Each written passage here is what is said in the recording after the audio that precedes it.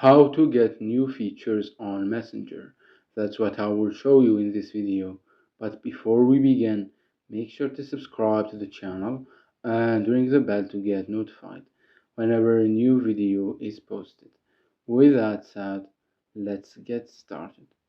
So if you want to get all the new features of Messenger whenever they are released, then the process is very easy and simple.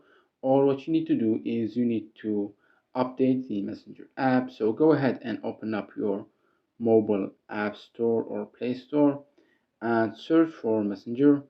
And as you can see right here, you will see that this there's an option right here that says update, meaning that there is a new version of Messenger that's available for you to download.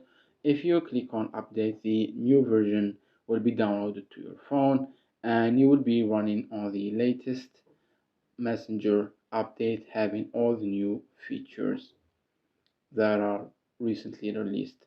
It's that easy and simple. So that was it for this video. That's how you can update Messenger app and run the latest version. If you have any questions, please leave them in the comments down below. With that said, see you in the next video.